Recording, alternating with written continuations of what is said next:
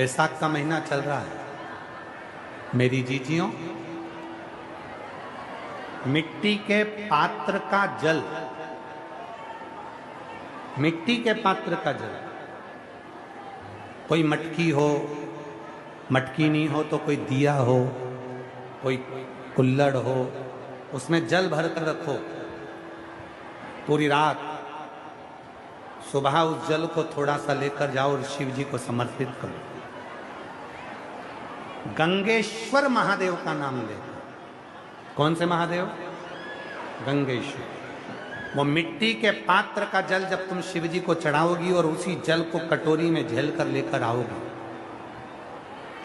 उसी जल को जब तुम कटोरी में झेल कर लेकर आओगे, जिनकी आंखों में रोग हो जाता है, श्रवण शक्ति में रोग हो जाता है, जिनके फेफड़ों में से सांस लेने में आवाज आती है खरखराहट की, जिनकी नासिका का स्वर बंद रहता है, कोई ना कोई स्वर उसके बंद ही रहते हैं नासिका के, उस व्यक्ति को यदि बैसाख के महीने में मिट्टी के पात्र में रखा हुआ रात्रि का जल गंगेश्वर महादेव के नाम से शिव जी को चढ़ाया जाता है और वही जल को उस व्यक्ति को पिलाया जाता है, तो नेत्र, श्रवण, नासिका और जो फेफड़ों में से खरखराहट की आवाज आती है वो धीरे धीरे अपने आप बंद होना प्रारंभ हो जाती है। गंगेश्वर। और इसी जल की प्रधानता, इसी जल की प्रधानता गंगेश्वर। बोल गंगेश्वर महादेव की जय। हर हर हर हर महादेव। गंगेश्वर महादेव के नाम से स्मरण किया। मेरा एक निवेदन, मिट्टी का बर्तन यदि तुम्हारे पास नहीं है तो घर में अगर कोई दीपक भी हो, मिट्टी का दिया भी हो, मिट्टी का दिया, तो उसको पात्र में उसको डाल के रख दो। उसका भी जल यदि शिव जी को चढ़ाएंगे, मिट्टी खास तौर से जरूरी है, मिट्टी के पात्र में जल भरा हो और वो जल शिव जी को समर्पित। वो जल मिट्टी का दिया में जल भर दो, या मिट्टी का कोई पात्र हो उसमें जल भर दो, वो जल काम कर दे। यही जल, ध्यान देना, जिस स्त्री, जिस पुरुष, जिस नारी, जिस बहन, जिस भाई की कंधे से लेकर नीचे कमर तक रीढ़ की हड्डी में अगर दर्द रहता है, सुबेरे सुबेरे आप उठते हो और उठने पर कमर में बहुत दर्द सा लगता है, तकलीफ सी लगती है और बहुत ज़्यादा कष्ट होता है, तो रीढ़ की पूरी हड्डी में अगर दर्द रहता है तो उसको स्मरण करना चाहिए। मिट्टी के, ये बैसाख के महीने में प्रदोष के दिन का उपाय है। बैसाख के महीने की कोई भी प्रदोष, दोनों प्रदोष में से किसी भी प्रदोष में, प्रदोष के एक दिन पहले रात्रि को मिट्टी के पात्र में एक दुर्वा, केवल एक दुर्वा और एक चावल का दाना जमीन पर रखें, उसी के ऊपर मिट्टी के पात्र को रखें और उसी के अंदर जल भर दें। वही दुर्वा, वही चावल का दाना प्रदोष के दिन लेकर जाएं, शिव जी को समर्पित करें। मिट्टी के पात्र में जो जल है वो शिव जी को समर्पित करें, गंगेश्वर महादेव का नाम लेकर। वो दुर्वा भी उठाकर लेकर आए, चावल भी उठाकर लेकर आए, चढ़ा हुआ जल भी लेकर आए। चावल को अगर प्रदोष का व्रत करते हो तो ना खाएं, केवल दुर्वा खा लें, चावल को दूसरे दिन खा लें। अगर प्रदोष का व्रत नहीं करते हो तो चावल पहले खाएं, फिर दुर्वा खाएं और रात्रि को सोने से पहले वो जल थोड़ा सा आचमन करें। उसी जल को डब्बी में भरकर रख लें, 7 दिन तक उसी जल को थोड़ा थोड़ा आचमन करते रहें। आप सुबेरे सुबेरे उठोगे तो आपकी ये कमर का पूरा दर्द अपने आप धीरे धीरे धीरे धीरे समाप्त होते चले। पर शिव जी का नाम स्मरण रखिएगा। कौन से महादेव? जम के बोलो जरा, गंगेश्वर महादेव। बोल गंगेश्वर महादेव की जय। गंगेश्वर महादेव का स्मरण शिव की साथ, शिव की। बैसाख और ज्येष्ठ 2 महीने ऐसे होते हैं जिन 2 महीने के किसी भी 2 प्रदोष पर यदि अनार का पुष्प शंकर भगवान को समर्पित करा जाता है, भगवान शिव जी को अगर अनार का पुष्प समर्पित करा जाता है तो संपदा की कमी नहीं होती, कभी वैभव की कमी नहीं होती। केवल 2 महीना ऐसा होता है, एक होता है बैसाख का महीना, एक होता है ज्येष्ठ का महीना।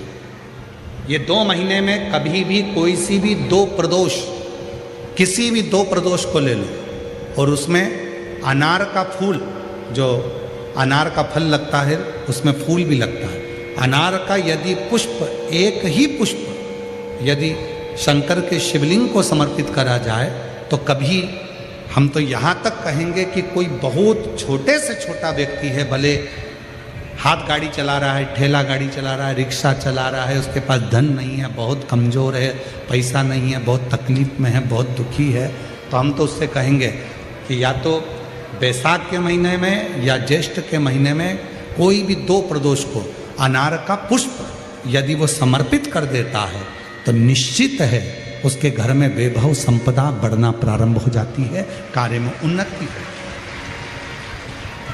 आनंदेश्वर महादेव के रूप में विराजमान शंकर आनंदेश्वर महाराज आज भी शिव महापुराण की कथा वर्णन करती है। जो बच्चे पढ़ने बैठे, विद्याध्ययन करने बैठे और यदि पढ़ने के बाद उनके विवेक में, बुद्धि में वो चीज़ नहीं बैठ रही है, याद नहीं रह रहा, तो 2 महादेव ऐसे हैं जिनका स्मरण करना चाहिए। एक है कपिलेश्वर महादेव और दूसरे हैं आनंदेश्वर महादेव। और माताओं से निवेदन है, जितनी भी मेरी माताएं बैठी हैं, जितनी मेरी जीजियां बैठी हैं, जितने मेरे जीजा बैठे हैं, जितनी मेरी बेटियां बैठी हैं, जितने मेरे बुजुर्ग माँ बाप बैठे हैं, उनसे निवेदन करो, मान लो प्रत्येक माता को स्मरण में रहना चाहिए। आप बच्चे से कहती हो पढ़ पढ़ पढ़ पढ़ पढ़, पढ़ता नहीं, आप उसके पीछे पड़ जाती हो, वो पढ़ता नहीं, पढ़ भी लेगा तो याद रहता नहीं, स्मरण नहीं रहता। खुद बैठो,